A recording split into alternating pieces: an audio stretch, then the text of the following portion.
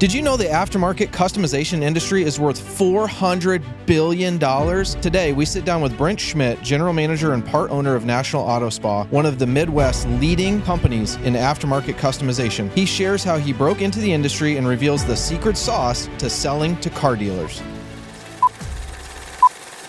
Quiet on the set, pick 73. Welcome, everybody, back to another edition of the Driving Relationships podcast. Another very special episode for you today. My name is Austin. And I'm Zach, and we're super excited to have Brent Schmidt here with National Auto Spa. That's been a dream of mine of getting you on this podcast, so we're super excited to be able to have you here and kind of walk you through, and you kind of share your career, which is personal to me as well. So we'll get into that here in a little bit. Wow. So tell us a little bit about yourself. Who are you? Brent Schmidt. I'm with National Auto Spa. We're going on 39 years as a wholesaler in the automotive secondary market for automotive industry, specializing in leather interiors, moonroofs, navigation. I mean, appearance packages, but primarily specializing in leather goods, leather installation, sunroof installation, DVDs, navigations, and as a wholesaler, done that for close to 40 years. You know, what little retail we get is just by we've been around 40 years. 40 years. Not me, the company. The company. So the company was started in 1986, and I can just tell you, as you guys know, I'm a little older than you. The business has evolved in so many different ways, from the way that the cars are made, from the manufacturer standpoint, to the things that we were able to offer over the years. It's changed a lot. So how did you get started? Because I know we have a lot of people on the podcast that have sold cars before. Have you ever sold cars before, or how did you get into the car business? Now you're jumping ahead of the story, as my ex-boss is across from me. There was an 8-month stretch where I was in the automotive business with this wonderful brand, and we can get to that later. But for I hate to age myself, going on 29 years, I've been with National Auto Spa. How I got into it, I played golf for Purdue University, left there. My degree was in teaching. I coached basketball when I was at Purdue. I coached McCutcheon and Twin Lakes high schools. So I wanted to get into the teaching realm, but got into golf, decided to give golf a chance. My coach got me a job at Anderson Country Club, where I was a golf professional, teaching professional, assistant professional there. And I met a guy named Jeff Jamerson, and he and his father and his brother were all 33 1/3 owners of National Auto Spa. Funny story that goes along with that on how Jeff kind of hand-selected me to be somebody to get into sales, because I really didn't think about sales. Yeah. I'm in the pro shop, I thought, one day by myself, and a nice little 85-year-old lady. I didn't think anyone else was in the shop. And the reason I say that is there was a step-down area of our shop where someone could be down there, and if they're sitting in the chair and being quiet, you didn't know they were there. Yeah. So she's looking around one winter, and back in the day, there was these really expensive men's sweaters called Coogie, I think, Coogie, really loud colors, loud colors on these sweaters. And she grabs one, holds it up to herself, and she says, are these women's? Is this a men's or women's sweater? And I looked at her and I said, actually, ma'am, they're unisex.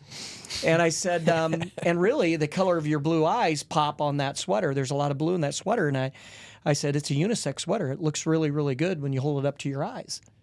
So she buys it. So, and I wasn't getting paid on commission at the time, but it was just a personal challenge. Snow's flying. I'm bored. Personal challenge. I'm going to get her to buy one of these. Yeah. So she walks out and I hear this. And Jeff Jamerson stands up and he looks at me and he starts laughing. And he goes, I can't believe you just did that. And so that evolved into eventually getting to know him. He and I traveled around playing in money scrambles. He ended up being in my wedding. And to this day, he tells that story of me selling a men's sweater and they were expensive. Back in the day, these were $140, $150 sweaters in 1996. And she went home wearing that, proud as a peacock. So that kind of is what got me into sales. So you saw her in the sweater too? I did, and I felt really bad. I saw her. Oh, no. I think her husband had the same one on. Matching set. I like Matching it. set. But that's what ended up getting me in sales was Jeff Jamerson having the eye. He goes, dude, you could sell ice to Eskimos. He goes, you've got to come over to my company. So it kind of seemed like a deleted scene out of Caddyshack. That was a true story. That actually happened. Was a true story. Okay. Actually happened, and that's what kind of evolved in him seeing something in me, where he's like, I really believe that you've got a gift for sales, and so that's what got me into it. So then with that job, so you step into it, so you're a salesman, and you're selling to dealers, right? Correct. A lot of aftermarket. So what is like the first 90 days? What was that experience like for And you? I'm sorry to go into these storytellings, but the only other thing that really defines my career is another funny story in that regard. So I get brought on there, and the guy that was training me, I don't know how excited he was that I was brought on because he was really good, best friends with Jeff. And he had cut his teeth with Auto Spa. Auto Spa opened in '86, so this would have been '96. So he had been there 10 years, and he was nice to me, but put it this way. We're going to take off to a car dealership in Kokomo. We'd get into a car, and he'd have me drive, and he'd lean the seat back, and he'd take a nap. And we'd drive to the dealership, and then he'd get out. And what knowledge I had the first 30 days was simply watching him. There was no get back in the car, and you see how I did this, and you see how I walked the lot. And the way I like to train my staff is I want to explain why I did something and the value in that. I got none of that. It was literally watching him sleep, watching him go into a dealership and sell them on concept ideas. Fast forward, maybe 30 days in, my boss, Jeff, comes in my office and goes, hey, you're going to run this car back to Barry Bunker in Marion. And I said, okay, cool. What am I bringing back? He goes, you're going to sell yourself a ride home. And I'm 30 days in. I go, what do you mean I'm going to sell myself a ride home? He goes, you're going to sell yourself a ride back. And he goes, now, it's 9:30 in the morning. He goes, now, if you don't have any luck, there's multiple dealerships in that town, and these dealerships would take me from one dealership to another. So if I strike out here, I'm going another. He goes, now, if you don't have any luck, he goes, I'm going to send my brother, Jody, up. He'll get you at 5 o'clock. But he goes, but you got to sell yourself a ride back.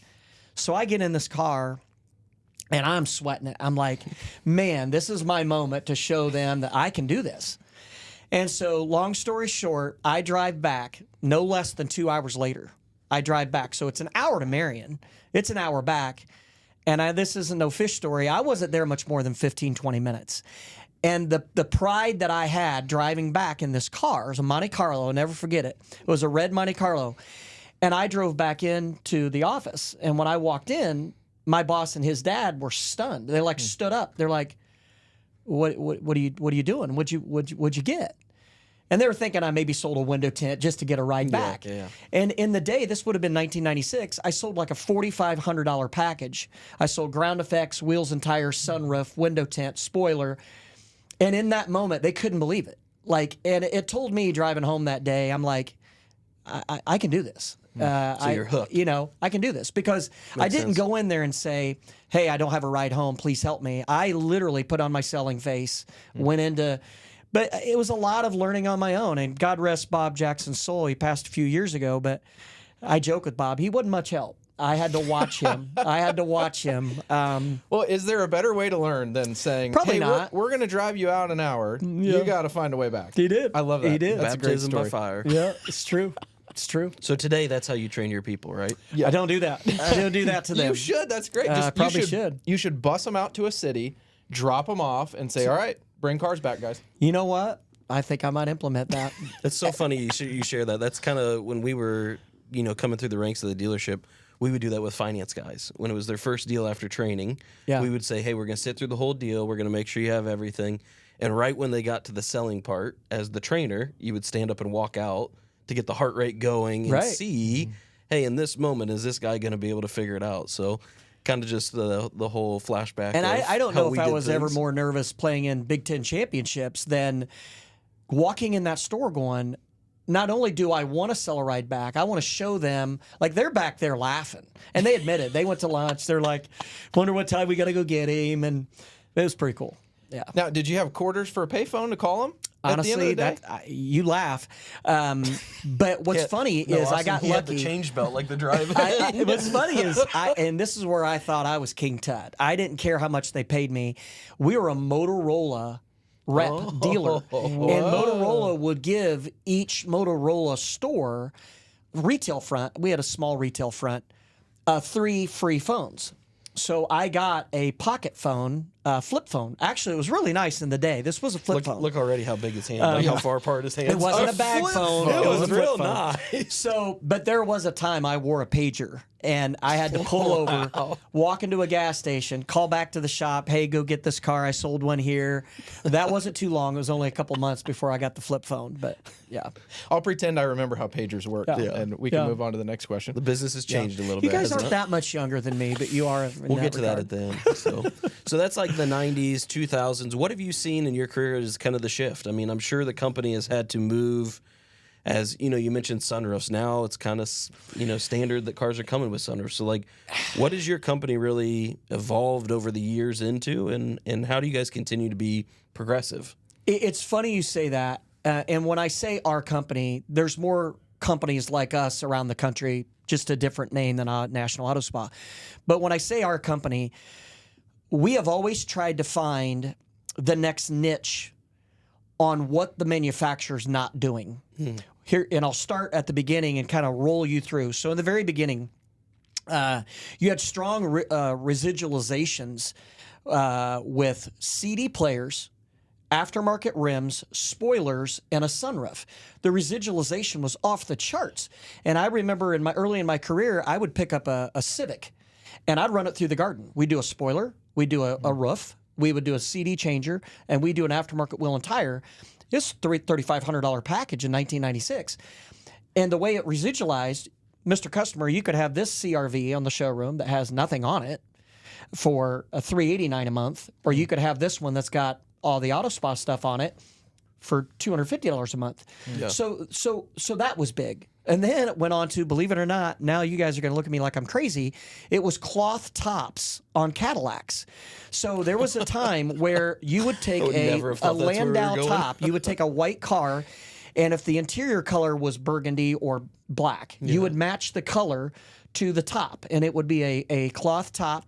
Well, like the convertible top or the headliner? It would give you the appearance. It was the weirdest thing. And I'm telling you, we killed it with this. So is it like a vinyl wrap, but it's fabric? It was the appearance of a convertible top. It was a fake convertible top. It's called a simulated convertible top. Huh. So we'd take a sedan DeVille, and we would put that on the car, and we would also switch out the grill. We would take the Cadillac grill out, put in a fancier grill.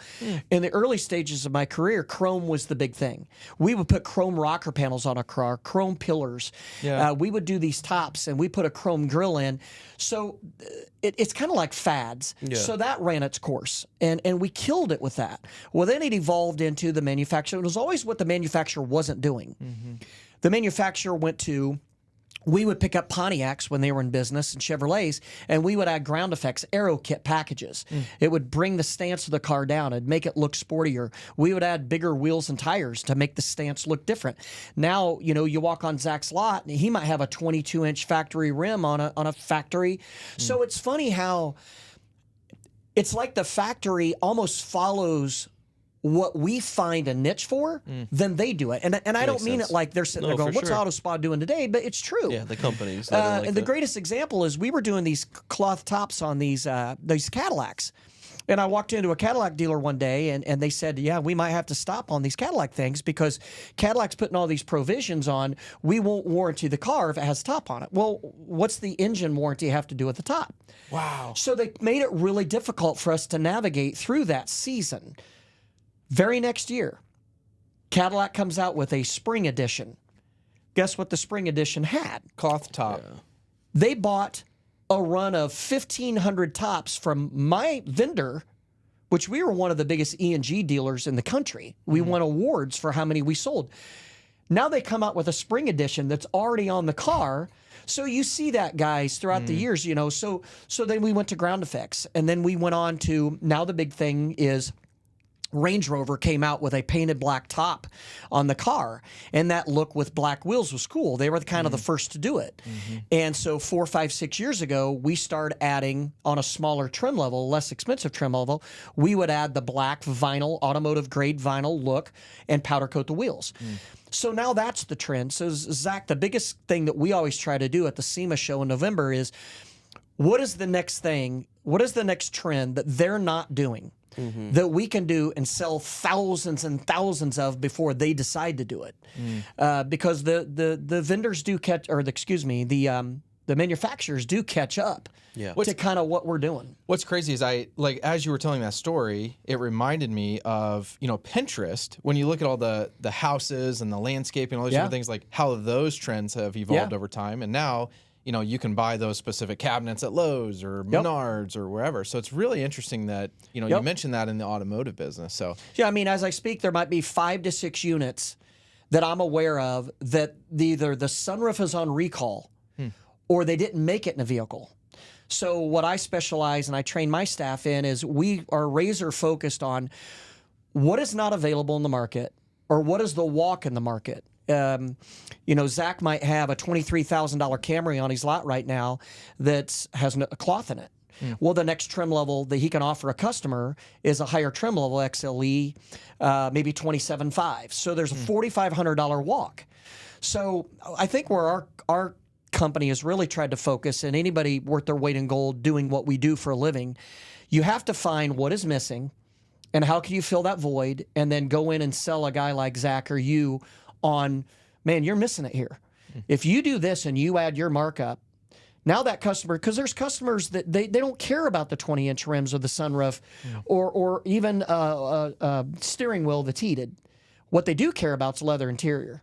What they do care about, I got to have sea heaters. So we fill that void for the dealer. Yeah, and then you make it more cost effective for the customer. So correct. So I imagine you've visited dealers all across the region, and how many have you been kicked out of?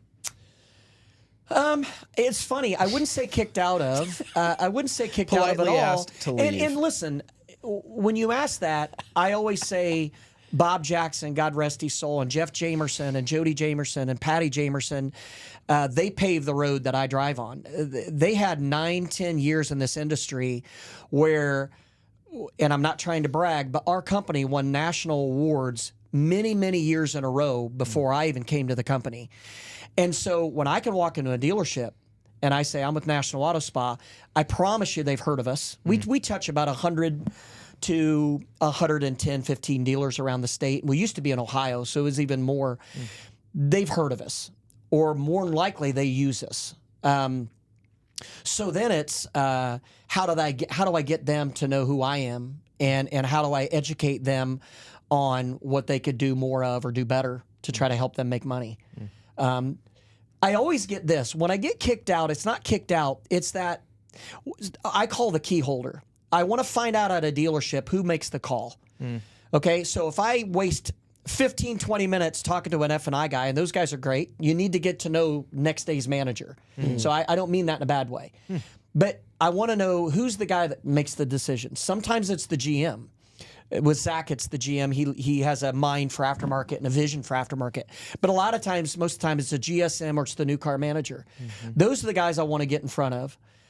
And when I get in front of those guys and all they do is stare at the computer and they don't look back up to me, that immediately tells me they use someone else. It's like they don't want to cheat on their wife, and so they won't even give me eye contact. So it's one of those things that I still go in there with an attitude of, listen, if they ever drop the ball, I'm here to pick it up. And I'll give you a quick story about Jason Troxel, who you guys just did a podcast with. He's the general manager over at Hyundai. Jason Troxel went to my high school. We know mutual people, know mutual friends. I didn't know him in high school. I'll give you a great example of this. I called on him for a year when he was the GM at Toyota. A year. Never got 1 ounce of business. He was highly loyal to another person. And I just said to him, man, if they ever drop the ball, I'm here for you. But what was cool about Jason, he always gave me 10, 15 minutes. He always talked to me. Yeah. And I'll remember I walked in there one day. He goes, hey, man, come in my office. So I walked in his office. He sits me down. He goes, dude, the ball's yours. He goes, my entire kingdom's yours. He goes, they've dropped the ball. I gave him a chance. And he goes, you've come in here for over a year. So moral to the story is, yeah, some of those calls are awkward. Some of those calls are different. But at the end of the day, I feel like we are the premier company in the state of Indiana, used to be Ohio, and what we do. I have supreme confidence in that. And they're the one that's missing if they don't hear me out and give me 10 minutes of their time. So explain this one, just so everyone understands. How many miles a year do you spend in a vehicle? And then the second off, how do you sell to car dealers? I mean, I feel like that's just got to be head on a brick wall at sometimes. So I drive about 40,000 miles a year in my Camry. Woo! I'm going to look in the camera and say, in my Camry. Because, when you put that many vehicles on a car, in all seriousness, you got to have a reliable vehicle that you can trust, that gives you good gas mileage and good longevity. I've retired many demos that had 350,000 miles, Wow. 350,000 miles when I turned it back in. So, but what's funny, and the way when I was actually working here for an 8-month stint, got out of Auto Spa just for a second, I tried to tell the staff here the same thing. I think what my biggest thing that I could say about how do I sell a car dealer, I think it's how you sell anybody. And I think that the main thing you need to try to do, and in the car business, you might have 15 minutes to, at best, 2 hours to get that person convinced on it's the right place and the right time to buy a car. It's different from a wholesale perspective. I can go in there 2-3 times a month and have that conversation and slowly build rapport. And so what I've always tried to do, not to give you my secret sauce, is I know you've got 2 beautiful daughters, Zach, and a son, and a beautiful new home. She wouldn't let you have the pond, but she gave you the simulator. And I'm touching on Golf those simulator. things. So Golf Where are his note cards? How do you remember this stuff? So I try to remember something about that key holder, the guy that's the key holder, that truly want to know about them, truly get to know them. And then and I start with asking questions about, everyone wants to talk about themselves, and I don't mean that in an egotistical way. If I talk to either one of you about golf, your posture changes, your voice changes, you're passionate about it. If I talk to you about your children or a vacation you just had to the Amalfi Coast, your body changes. I didn't go there. So that's where I want to go. I was looking at it yesterday, but Your posture just changed. Yeah. But no, you get people talking about themselves. And if you get them talking about what they're passionate about, then it's a conversation subconsciously that's a conversation, not a sell. I think too many times it's a buy-sell thing. Yeah, transactional. Where it's a transaction. And think about it. Name me another transaction where an 18 or 19-year-old girl can be on an island trying to make that decision for themselves in front of a car dealership, right? So it's one of those things that you've got to make her or the 88-year-old man relaxed. Or the 85-year-old lady trying to buy a men's sweater. You got to make her relaxed, and you got to tell her, hey, it matches your blue eyes. Oh, So if you ask me how I go about it, I truly try to get to know the people that will give me time. And by going in there and asking them genuinely about them first, then if I say, okay, Zach, hey, I noticed you had 7 Camrys out there. They're all LEs. They're 24/5. They're all, Then I think it's a conversation. It's not that blunt force. I'm here to sell. You got to say yes or no. So that's the way I've always tried to go about it. Try to make it a conversation. So your secret sauce would be the relationship. I was going to say, And it's easier said than done from a wholesale perspective. Yeah. Then I think, in fairness, that 15 minutes to 2 hours you have to try to gain that. But I did it here. If you're wearing a Lilly sweatshirt, did you work at Lilly? One of my best friends worked at Lilly. Yeah. What division? You've got to try to connect. And you guys, there's 3 guys in this room that are all great salespeople, and you guys know that follow up and connecting and. People buy. It's a relationship-driven business. Yes, it can be dollars and cents, but most of the time they're going to buy off who they trust and who they like. So you would say driving relationships drives your business. Awesome experiences. I'm a huge fan of that. At the end of the day, if people choose not to use National Auto Spa or choose to use me, I'd like to think it's not that if they couldn't trust me or I overpromised and underdelivered, or that they didn't see me grind. I get up and grind every day. In my business, it can be what me and my team sells. That's revenue into the business, or it can be when that phone rings and Zach says, I need a DVD in the Sienna van. My goal is I wake up every day and I tell myself the phone's never going to ring today. I'm not going to get any cars called into the offices. And so I put it on my onus to go out and sell. And it's kind of that same mentality of when they dropped you off at the lot and said, find your way back, right? Exactly so that's right. how you approach every day. I try to trick myself into thinking if I don't sell 5, 6, 8 cars today, then my 15 installers don't have anything to turn wrenches on.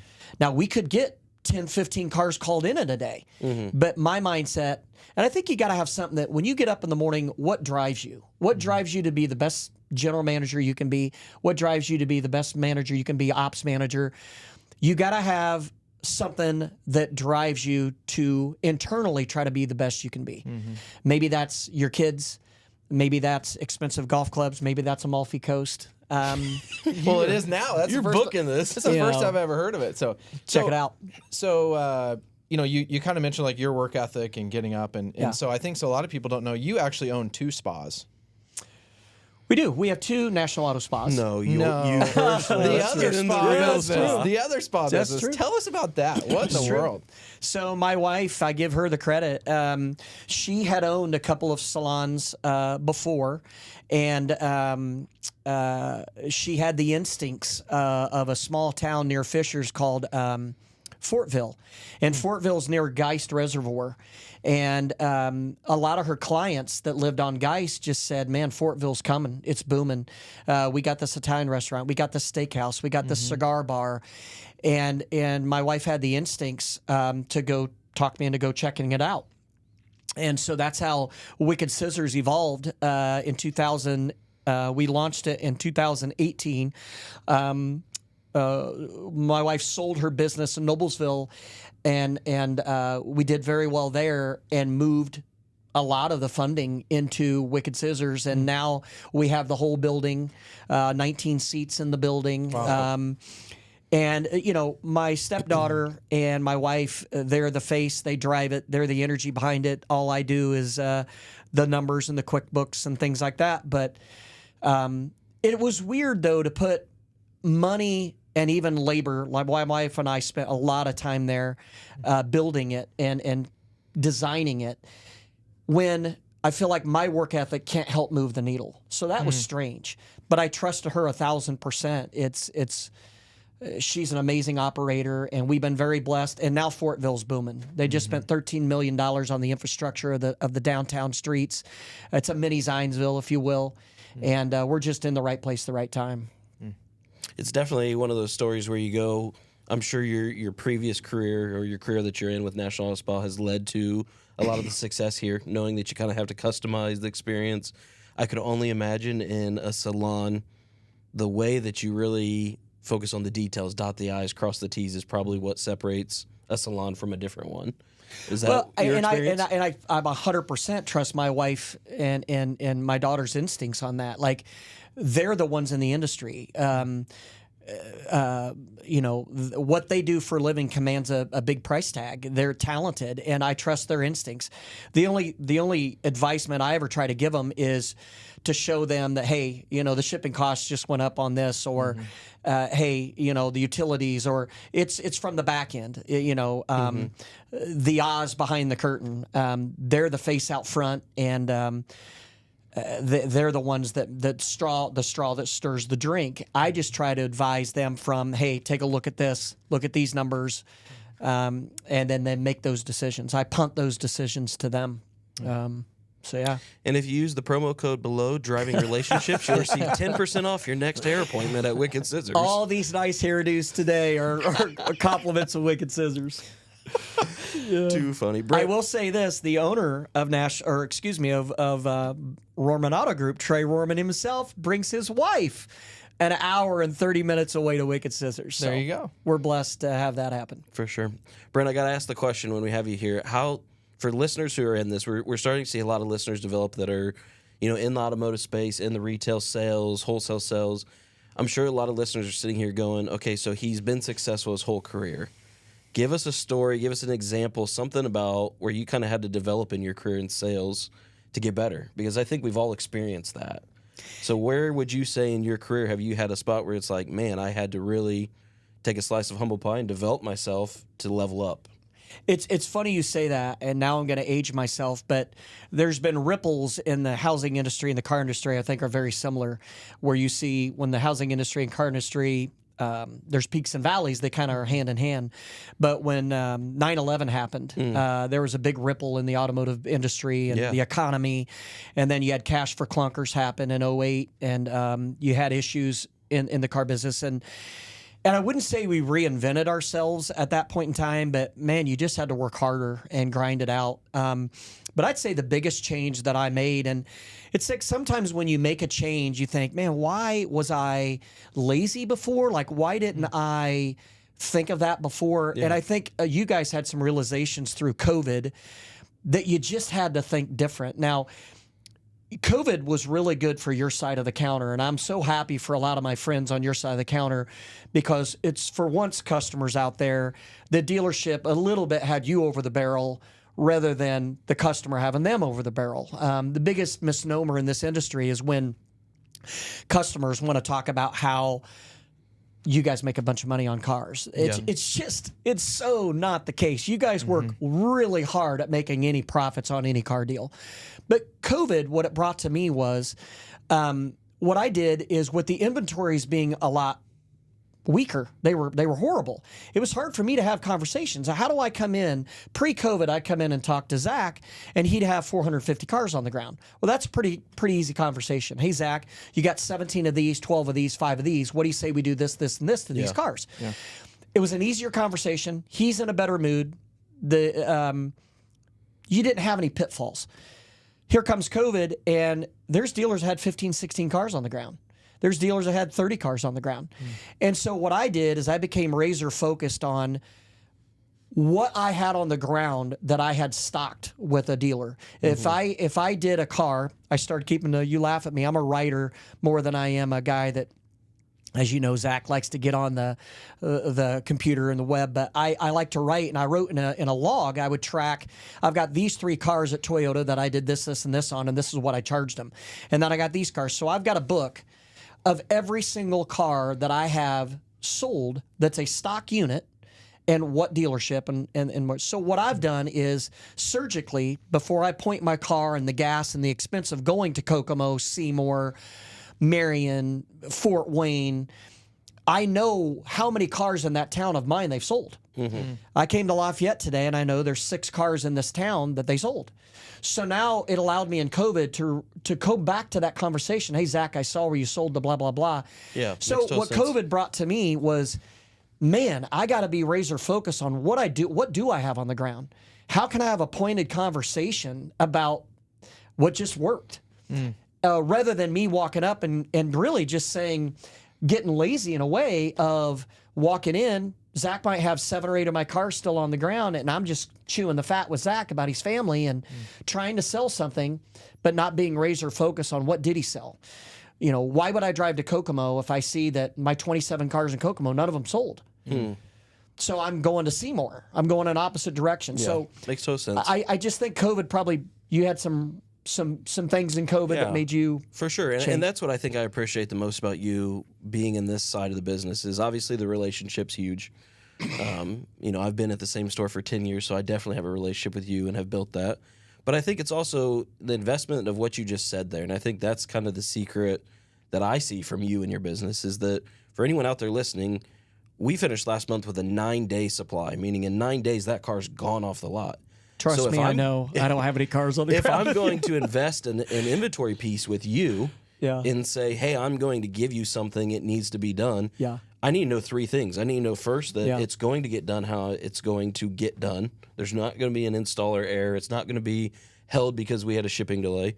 The second is I need to know it's going to be done correctly. And then the third is I need to know it's going to sell. And I think the fact that you come into dealerships not selling what you need to sell to make a paycheck, selling what the dealership needs to sell the vehicle has always been a blessing of sometimes even saying, hey, Brent, I want to do this, this, this. And you say, hey, you gave me 3 things. I advise you only on 2. And that's refreshing to go, okay, this guy's actually here to protect my investment as well. So for anybody out there listening that wants to get involved and in touch, we'll link all the contact information. But that's the blessing I've seen is exactly what you just said there, that it is a two-way relationship. And sometimes you have to understand what the dealer's inventory is to be a successful wholesaler for 100%. 30 years plus. You've seen me have less conversations about what can I, like, I'd love to get business from you today after this podcast. Yeah. But I know your limitations, Zach. Yeah. I do. And where I'm being transparent is as I see Kia inventory spike or Honda inventory spike, where do you think I'm driving? For sure. I'm going there. But I think something that can be learned, I think, in sales, and Zach, you and Austin probably went through this, and I've went through this, is sometimes you can gain a customer by saying no. Oh, for sure. There's been time, and I didn't learn this Yeah. in my 20s. I learned this in my 30s, where one time I looked at a guy and I said, you know what? It was his idea what he wanted to do to the car, and I'll never forget. I said, you know what? I wouldn't do that. He wanted to do the sunroof and the leather and the this and the that, and I'm like, I just think it prices you out of the market. I really wouldn't do that. Or I've tried that color before. I really wouldn't do that. And they look at me like I'm crazy. Well, don't you want to sale today? Yeah, I want to sale more than you know. But later on, they'd say something to me about, guess what? They trusted me more in my decisions. Think about how many times you looked at a customer and said, you know, that Carfax, and people, I want you to know this because I work for the man. You try to get customer truly in the right car for their sure. budget. 100%. And if you know that car is not a car that you feel comfortable with, then it goes to the wholesale lot or you bone it out. So I think sometimes you can gain a customer by truly missing the sale. Yeah. You know, the crazy part about it, if you would have taken your own advice, none of this would have ever happened with that old lady selling her the men's shirt. Isn't that point. crazy? Good point. But sometimes when you're bored, you just chat. I'm competitive. I'm competitive. Well, and if she also was already holding it up saying, I like how it looks, you just Customers, get her to the finish customers line. never wrong. When I looked her over at that smorgasbord table a couple of days later, it was kind of long. It was hit her in the knees, but I felt bad only for a second. She had it cuffed 5 times on her arms. Yeah. Too it's a funny. true So, story. well, Brent, share with listeners, what do you have going on? I mean, obviously in your personal life and work life, anything special with National Auto Spa? Any packages out there that have been working well, or any kind of things that you would want to advertise to the listeners? I don't know. It's funny you asked that, Zach, because I'm not getting much done here. But that's a good problem because Toyota's selling through their pipeline. It's the same problem I'm having at Toyota dealers. Ironically, this whole year is the inventory's low. It's supply and demand. It's a hot product, and when they're selling out of their pipeline, it's just hard. It's hard for me to have a serious conversation with you. But in general, taking a car, like a lot of these manufacturers are into that black look, but it's the higher trim level. So give you an example. We took a Hyundai Santa Fe base model for Mr. Troxel down there, and his higher trim level, the highest level, you can get the blackout roof on. Well, the swing might be $15,000. So what my company can do is take that lower trim level and give that customer the look on a lot better budget. It allows the dealer to mark that up. So we'll powder coat the wheels. We'll do the black top. And when people are wondering what I'm talking about, look at any SUV on the road that has a black top and black wheels. Not all of those are from the factory. A lot of them are from my company. I would tell you that we might do anywhere from 25 to 40 a month. Oh, wow. We're that's been a big part of our business.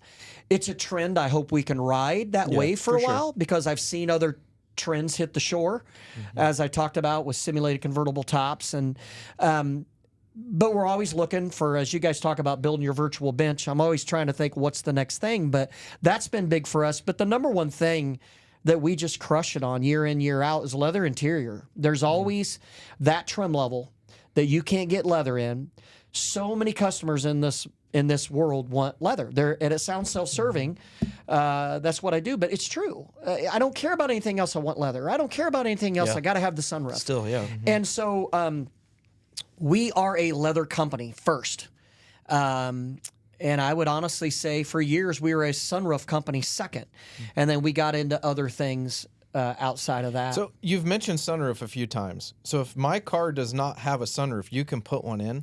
Like you're cutting a hole in the top and putting one in? So we're the only ones, I believe, in the state that still do it.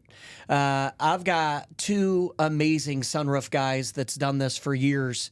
And as I say it, I'm just the waiter. They're the chefs. But what's happened is the spike in materials, the cost in the sunroof in general. A lot of these cars are so much harder to put the sunroof in.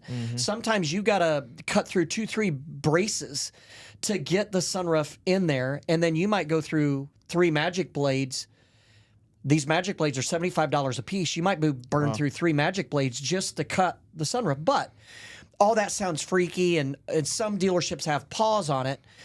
But I will tell you that if my two guys say they can do it because they look at the trims and our templates, you want National Auto Spa doing it. You get a lifetime warranty as long as you own the vehicle. And as long as we can stick the landing on anything, from seat heaters to a sunroof, we're going to be in that realm. We're not everything to everybody. If you see me have paws on something, it's because we've been burnt on it or we don't think we can stick the landing. But we still know we can stick the landing on sunroofs, and that's why we're still in the game. More and more sunroofs are in it from the manufacturer. Sure. So that business has weaned a little bit, but you'd be surprised how many we still do. So we're still in that game. Yeah. But the leather business is what we focus on. That's what we do mountains of. What is your favorite color of leather? Go. Because I know you have those swatches that are like books and books and books. My favorite look, it's actually my wife's too, is kind of what we're sitting in. I like the saddle, the mahogany, but I only like it in a white or a black vehicle. Okay. I think when you get it in another vehicle, it looks weird. But I like the saddle look. I think it looks rich. It looks... you see that in a lot of luxury brands. And that's the funny thing about this industry. I'll have a GM that'll say something about, oh, look at this new trim level we just got in, and look at this cool, and it might be purple leather with cross-stitching in 24-inch rims. Yeah. But because it's from Toyota, it's cool. Yeah. But if I try to pitch that as an aftermarket guy, because I think it looked yeah, good luck. Yeah, they would have run me out of the dealership. So it's funny how I try to be innovative and I try to give ideas. Like the saddle look, I've given ideas to dealers, and some of them jump on it, and other ones like, you crazy? But they're the ones that walk, oh, check this out. Right. It's the new Grand Highlander, and look at this leather. It's like baseball glove. I'm like, yeah, I've seen it. We've done it. We could have done that for you 3 years ago. Well, he's got a few white cars down there. No, oh, sorry. Too funny. Yeah, and I think that we've come across a couple before. We've come from other dealers saying, hey, this dealer did a package like this. Yeah. It's really worked well. You should take a look at it. I name drop all the time.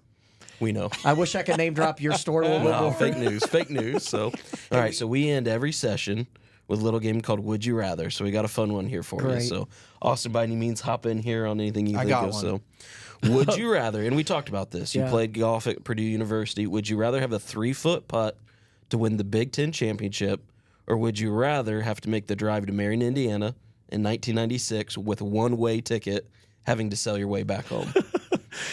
Well, there's nerves in either one of those things. But as a guy who has tremendous passion for golf, and you guys as well, I dream to be out there on TV just like all of us did. But no, to have a 3-footer, and obviously a team sport with golf, to be able to, my goodness, have a 3-footer to do that, bring it on. Bring it on. And I think I might be better from 3 feet than I am selling anything. Is that what it is?